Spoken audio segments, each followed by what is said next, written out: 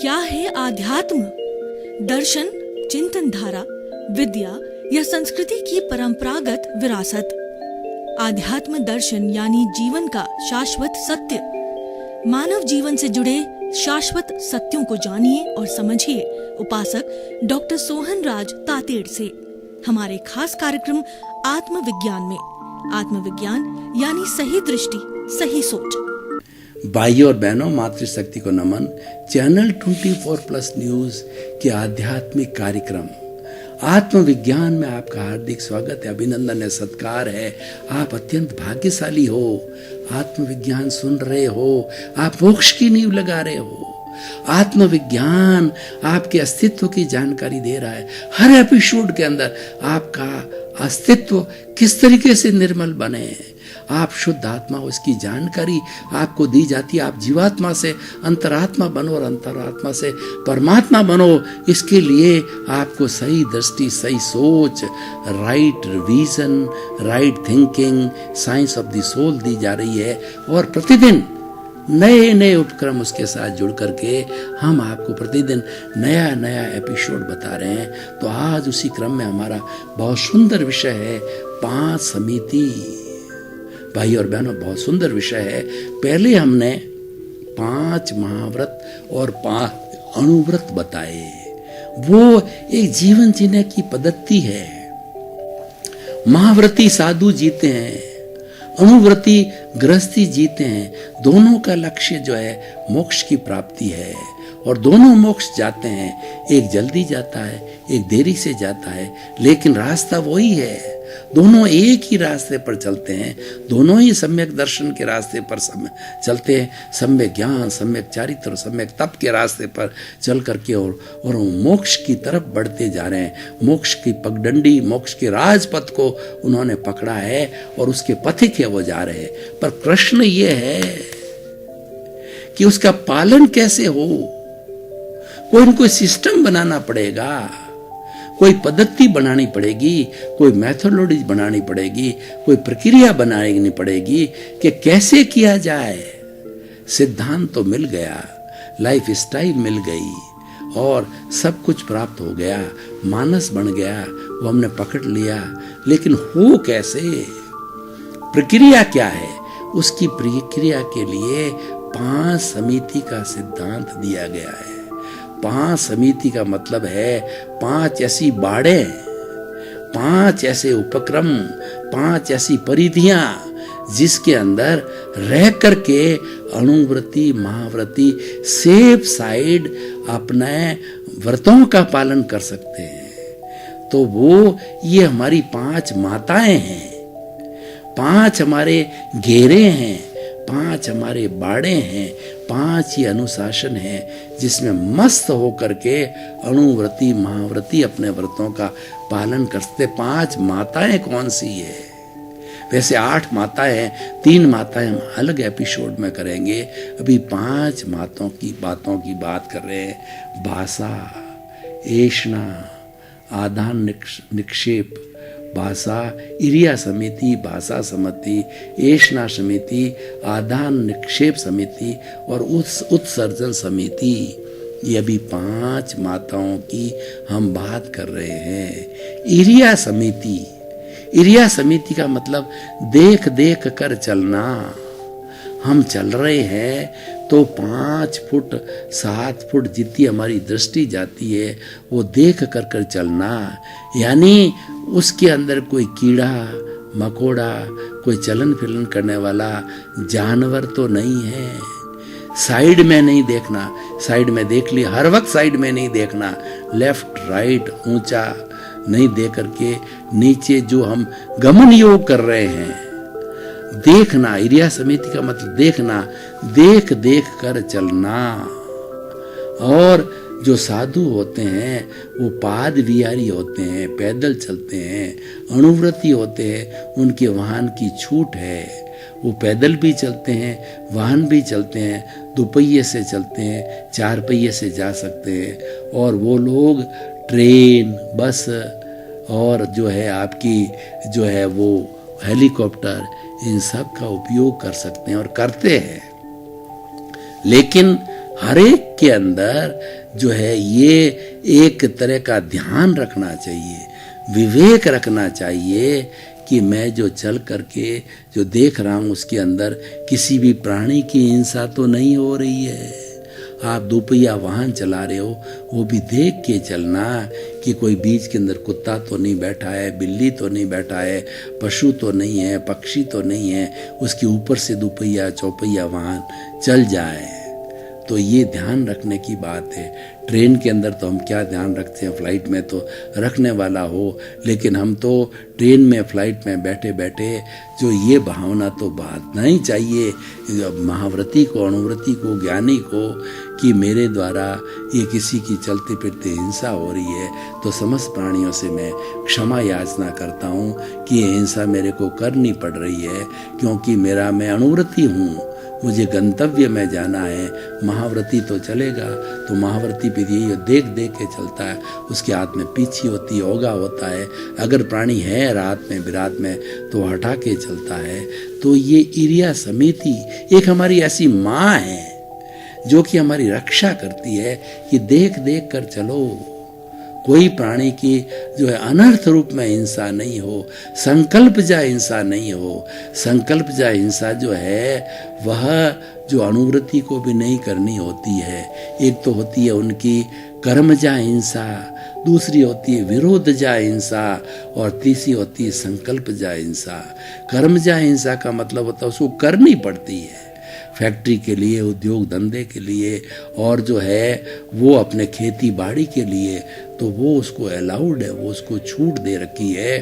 और जो संकल्प जा हिंसा की छूट जो है गृहस्थी को भी नहीं है, क्योंकि वह तो इच्छा पूर्वक की जाती है, और वहाँ इच्छा जो है अणुव्रत में भी मान्य नहीं होती है, वहाँ पर सारी सीमा होती है, संकल्प जा हिंसा अलाउड नहीं होती। तो इरिया समिति के अंदर संकल्प जा हिंसा नहीं होनी चाहिए। हमको पता पड़ गया कि जानवर चल रहा है तो हमको उद्देश्य पूर्वक उसके ऊपर पैर नहीं रखता है। दोपहिया हम चला रहे हैं तो उपयोग पूर्वक हमको दिख गया, उपयोग पूर्वक नहीं चलानी चाहिए, उसको उसकी जगह छोड़ के चलानी चाहिए। न दिखे वो बात अलग है, पर दिखने के बाद के अंदर इच्छा पूर्वक उसको मारना, ये संकल्प जा हिंसा है। हमारे सामने मच्छर आ गया तो मच्छर को हम उड़ा सकते हैं, और एक अणुव्रती जो है वो मच्छर उड़ाने के लिए पंखा वंखा सारा उपयोग करता ही है, जो भी है, पर क्या है कि उसको मारना नहीं, ऐसा नहीं पकड़ के मार दिया, वो संकल्प जा हिंसा है। वो अणुव्रती के लिए अलाउड नहीं, ज्ञानी पुरुष को वो अलाउड नहीं है, क्योंकि वो हिंसा कर रहा है, वो जानबूझ कर हिंसा कर रहा है, वो रोकी जानी चाहिए। और हर चीज़ की, खाने की, पीने की, मकान की, रहने की, सबकी उसको जो है उसकी सीमा की हुई है, तो उस सीमा के वजह से संकल्प या हिंसा जो है उसकी रुक जाती है। तो हम बात करें थी इरिया समिति की, इसको देख देख करके चलना, संकल्प पूर्वक कोई हिंसा ना हो, उसको हटा दिया जाए प्राणी को, जो भी जीवित प्राणी। और हिंसा की बात हम करते हैं तो हिंसा जीवित प्राणी की होती है, किसी जड़ की हिंसा नहीं होती है। एक पत्थर है, पत्थर हमारे अगर पैर से वो इधर उधर चल गया तो वो हिंसा नहीं होती, उसमें संवेदना नहीं है, उसमें जीवन नहीं है, उसमें प्राण नहीं है। हिंसा तो जीवित प्राणी की होती है, क्योंकि उसको दुख होता है, दर्द होता है, संवेदना होती है, तो उसकी ही हिंसा होती है। तो ये इरिया समिति। दूसरी हमारी समिति है वो भाषा समिति। भाषा का अर्थ होता है कि हम ऐसी भाषा किसी को बोलें, तिरस्कार करें, ऐसे शब्दों के बाण छोड़ें कि उसके हृदय को छू जाए, ऐसे शब्दों के बाण हम गंदे गंदे छोड़ें कि बेचारे को दुख हो जावे। तो ऐसी भाषा जो किसी को तकलीफ देने वाली हो, किसी का भविष्य की बिगाड़ करने वाली हो, किसी को जेल पहुंचाने वाली हो और किसी के मन के अंदर क्रोध, अहंकार, माया, लोभ, राग, द्वेष पैदा करने वाली हो, ऐसी भाषा नहीं बोलनी। भाषा मृदु बोलनी और कर्कश भाषा नहीं बोलनी, तंतीली भाषा नहीं बोलनी और दुख देने वाली भाषा नहीं होनी, किसी का पटाक्षेप करने वाली भाषा नहीं हो, किसी का भेद खोलने वाली भाषा नहीं हो और भाषा जो है ठंडक पहुंचाने पाने वाली भाषा हो, प्रिय बन लगने वाली भाषा बोलनी चाहिए हमारे को और सत्य भाषा बोलनी चाहिए। किसी का जो है वो झूठ का सहारा नहीं लेने वाली होनी चाहिए। तो भाषा बोलना हमारी माँ है और भाषा के लिए कहा जाता है कि बोलिया के लादा, यानी कोई व्यक्ति जब बोलता है तो उसकी पहचान हो जाती है, इसमें कितनी गहराई है, इसमें कितनी पवित्रता है, इसके अंदर कितनी करुणा है या इसमें कितना राग द्वेष है, इसमें कितना ज्ञान है, क्योंकि मापदंड है।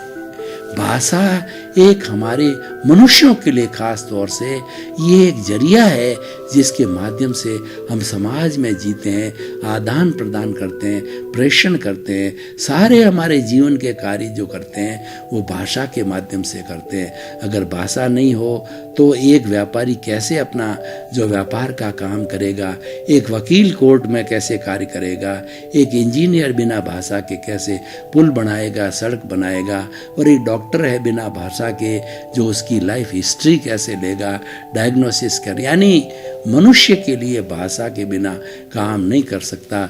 और भाषा नहीं है तो मूक है, वो गूंगा है और गूंगे के लिए कहा गया है कि आत्म अनुभव बात की और जो कोई पूछे बात सो गूंगा गुड़ खाए के कहे कौन मुख स्वाद। वो गूंगा बेचारा जबान नहीं है लेकिन उसके बाकी चार इंद्रियां सारी है। ईश्वर ने उसके कर्मों ने ऐसा किया कि उसको गूंगा बना दिया। उसने किसी को कोई जन्म में ऐसी गलत भाषा बोली होगी, ऐसा गलत किसी का तिरस्कार किया होगा, किसी को गूंगा उसने बनाया होगा। जब ये स्वयं गूंगा बन गया, पूर्व जन्म में गूंगा बनाने वाला इस जन्म में गूंगा बन जाता है।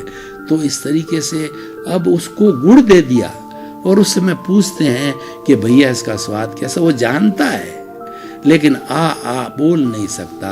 उसी तरीके से आत्मा के अनुभव की बात जो है अनुभव करा सकते हैं लेकिन बोल के प्रेषित नहीं की जा सकती। शब्दों की सीमा है कि अनुभव जन्य ज़्यादा है आत्मज्ञान, और ये शब्दों की तो सीमा है। शब्दों से तो हमको मात्र हम आपको ज्ञान कराते हैं, अनुभव ज़्यादा करना है। तो इरिया भाषा। और तीसरा ऐषणा। ऐषणा का मतलब है हमारा खाना पीना। जितना भी खाना पीना है ऐषणा समी से करते हैं, यानी हम ऐसा अभक्ष्य खाद्य पदार्थ तो नहीं खा रहे हैं, मांसाहार तो नहीं कर रहे हैं, शाकाहार तो हमको अलाउड है। उसके अंदर एक इंद्रिय की हिंसा होती है लेकिन उसके एक इंद्रिय की हिंसा बिना ये शरीर नहीं चलता है। उस एक इंद्रिय की हिंसा हमारे यहाँ कोई साधु सन्यासी नहीं आ जाती है तो हम कैसे भोजन करवाएंगे उसको। तो एक इंद्रिय की हिंसा तो हमें अलाउड होती है अणुवर्ती के लिए, तो वो भक्ष्य होना चाहिए, अभक्ष्य भोजन नहीं करना चाहिए। देखिए अभक्ष्य में कैसे होते हैं कि भोजन में देखिए कि जैसे हम जो है हम वो कंद मूल की बात करें, हम जो है वो जमी कंद की बात करें, उसके खाए बिना भी हम रह सकते हैं।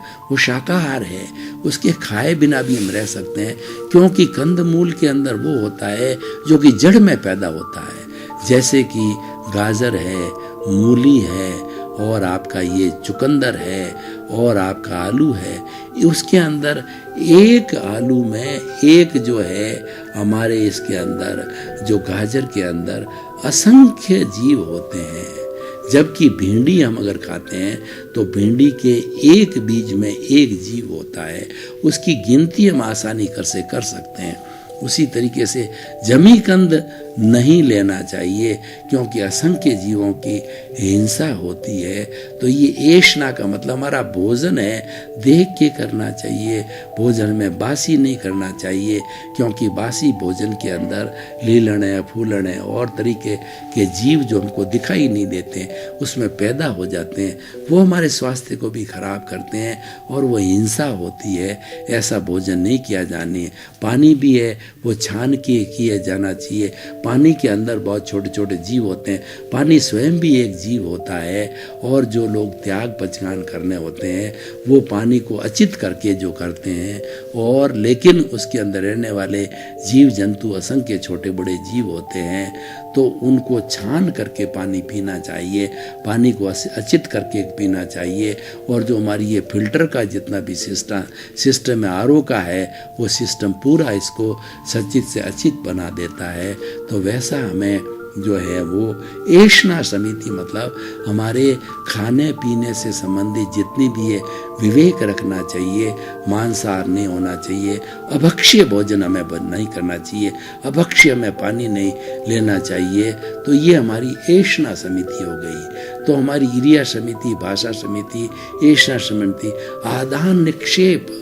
आदान निक्षेप का मतलब हमारे सोने का, बैठने का। हम लोग गृहस्थी होते हैं, गृहस्थी के लिए हमको टेबल चाहिए, कुर्सी चाहिए, पलंग चाहिए, सोने के लिए चाहिए, उपकरण चाहिए, धोने वाले उपकरण चाहिए।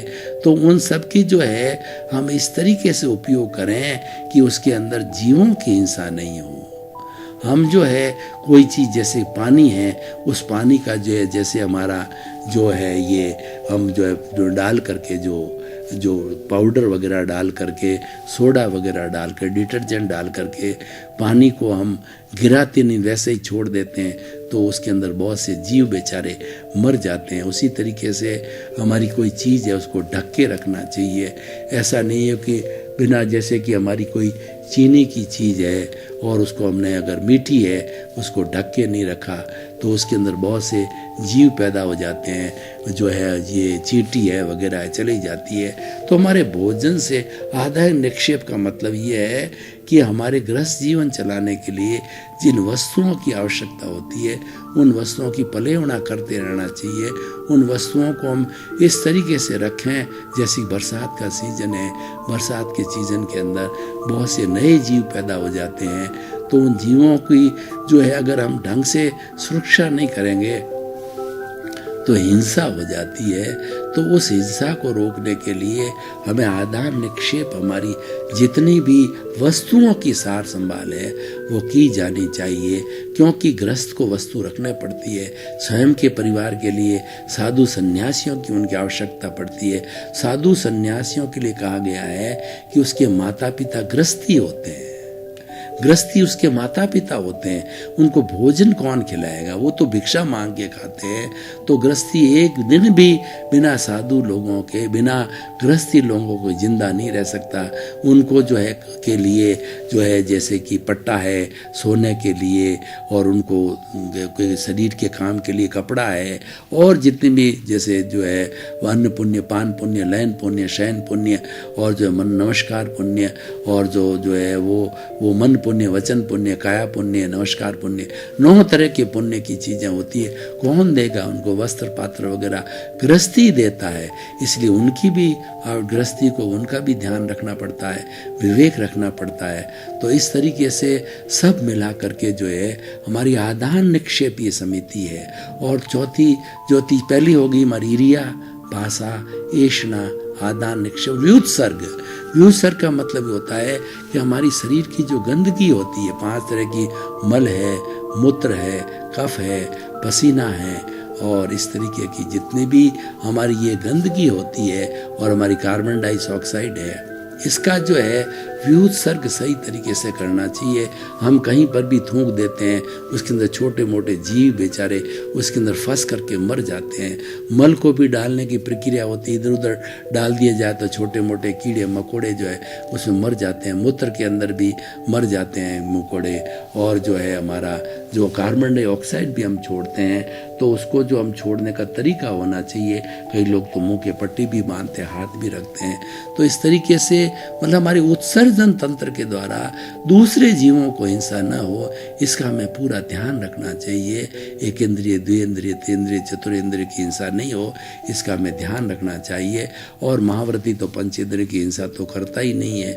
माँ जो अणुव्रती को पेड़ पौधे नहीं काटने चाहिए और 5 इंद्रिय वाले जीवों की हिंसा बिल्कुल नहीं करनी चाहिए। उसको बिल्कुल अलाउड नहीं अणुव्रती को मांसाहार लेने का, मार के उनको खाने का, मारने का।